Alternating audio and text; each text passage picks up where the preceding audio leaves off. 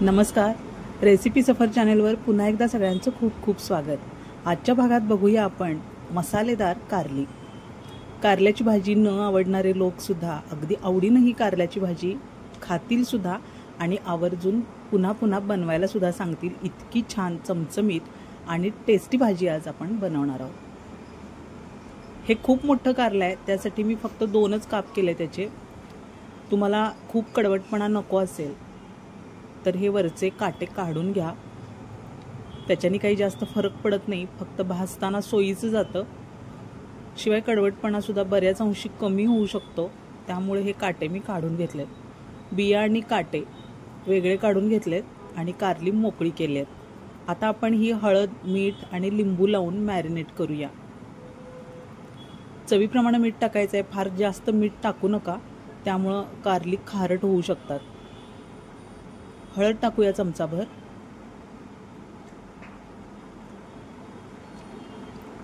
आणि आता लिंबू पिळून घ्यायचं आहे।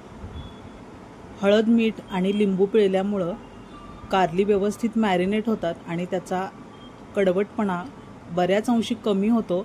शिवाय ती अतिशय टेस्टी लागतात आणि त्याचा कडवटपणा उरलेला जो असतो तो अगदी हवा हवासा वाटतो। इतकी सुंदर लागतात कारली।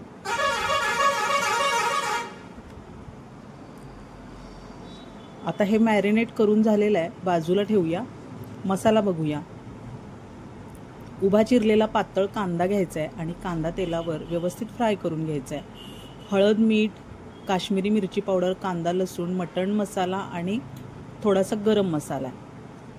एका बाजूला पाणी उकळत ठेवले मी। उकळत्या पाण्यात ही मॅरिनेटेड कारली सोडून घ्यायची आणि 10 मिनिटं सॉफ्ट होईपर्यंत शिजवायचे। खूप लगदा होऊ द्यायची नाही आहे, पण थोडीशी मऊसर झाली पाहिजेत इतपत आपल्याला ती शिजवून घ्यायची आहे आणि हे पाणी काढून टाकायचं आहे, आठवणीनं काढून टाकायचं आहे। कारली निथळून घ्यायची। तेल तापून घ्यायचं आहे एका बाजूला आणि त्यामध्ये उभा चिरलेला कांदा तळून घेऊया।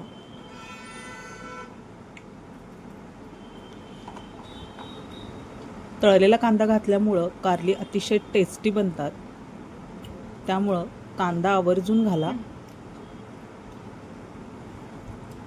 सोनेरी रंगावर येईपर्यंत कांदा व्यवस्थित भाजून घ्यायचा आपल्याला। एका बाजूला मी पाण्यात कारली उकळत ठेवलेली आहेत, मऊ होईपर्यंत आपल्याला 10 मिनिटं शिजवून घ्यायचे। त्यानंतर पाण्यातून काढून कारली निथळून घ्यायचे। कांदा होत आला आता आपला, अजून थोडा भाजू द्यायचा आहे। हा मसाला तुम्ही सगळ्या भरलेल्या भाज्यांमध्ये वापरू शकता। अतिशय सुंदर टेस्टी मसाला बनतो हा।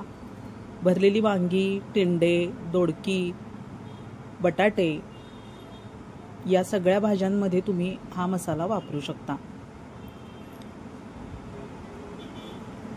कांदा बाजूला काढून घेऊया तळलेला।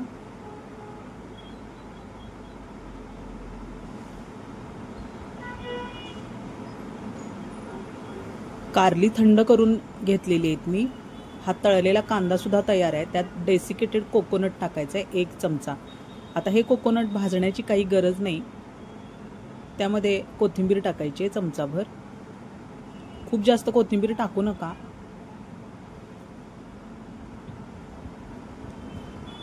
आता हे सगळं आपल्याला मिक्सरच्या भांड्यात काढून घ्यायचं आहे। कांदा, खोबरं आणि कोथिंबीर सगळं वाटून घेतलेलं आहे मी आणि त्यावर 1 चमचा आलं लसूण पेस्ट टाकायची आहे। आता हे सगळे पावडर मसाले त्यात एकत्र करूया। हा चमचाभर गरम मसाला आहे, हा मटण मसाला आहे, 1 चमचाच आहे।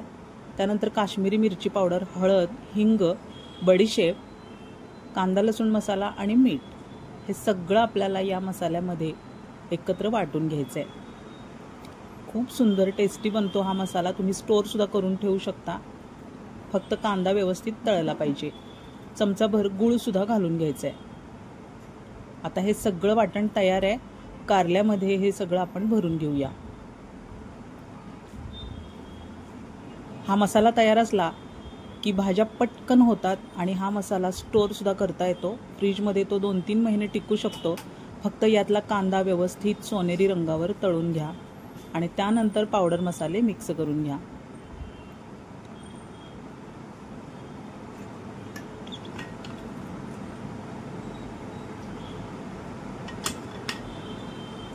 मसाला भरून झालेला आहे कारल्यामध्ये. उरलेला मसाला ठेवून द्यायचा आहे किंवा यामध्येच तुम्ही ॲड करू शकता. कांदा तळण्यासाठी जे तेल घेतलं होतं त्यातलं थोडंसं तेल कमी केलं मी आणि उरलेल्या तेलावर ही कारली फ्राय करण्यासाठी ठेवून द्यायची आहेत. 2 मिनिटांसाठी झाकण झाकायचं आहे आणि परतत सगळ्या बाजूनी ही कारली आपल्याला शिजवून घ्यायची आहेत. कारली मऊ झालीच आहेत, फक्त ती तेलात व्यवस्थित परतून घ्यायची आहेत. सगळ्या बाजूनी परतत राहा. बघा खरपूस भाजली गेली आहेत. ही अशाच रंगावर भाजून घ्यायची आहेत कारली, म्हणजे ती टेस्टी लागतात. धन्यवाद.